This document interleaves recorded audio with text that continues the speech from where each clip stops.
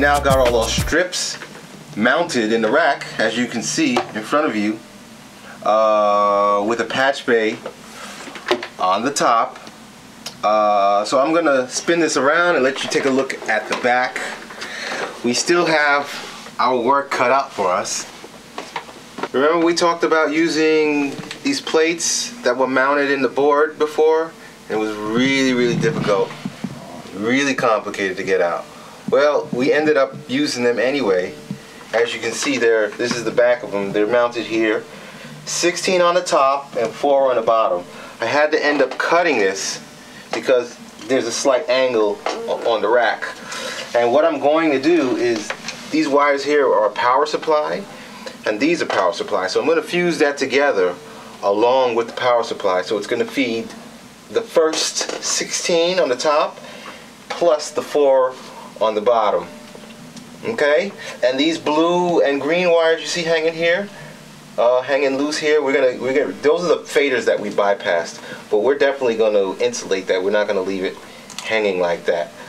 And we used the ribbon cables. This is our input and output.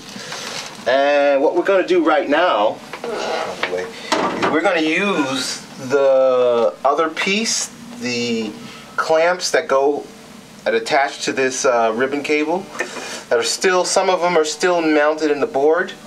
If you'll just come with me, let's take a walk over here to the board.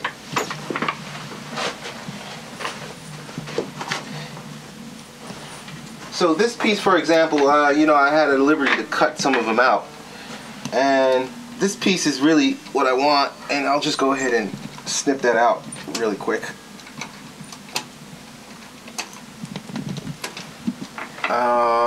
And that's the piece that I want.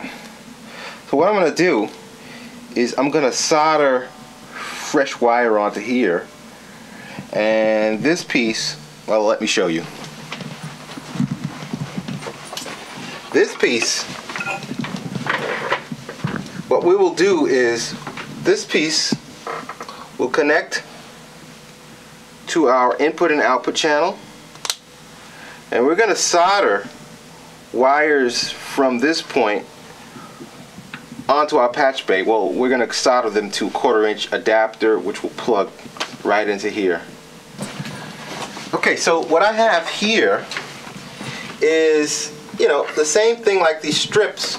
So now what I'm going to do is these wires here, because 4 channels per card, if you want to call it that, and we have 1, 2, 3, 4 cards, that's 16, plus we're going to use this one at the top here. How this is going to work is, for example, we're going to, let's disconnect it there.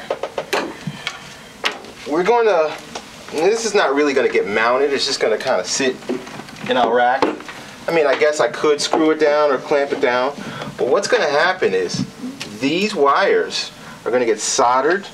I'm going to strip those and solder those and connect them to this gray section. Our channel will get plugged into here like this. Oops.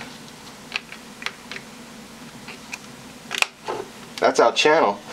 This wire here, for example, is going to get soldered a 1/4-inch jack on it, which will plug into our patch bay at the top here. And we're going to do that for all 20 channels. It will be some soldering involved, not as much as I initially thought. It'll be much less. And this green wire is our ground, which we'll definitely use.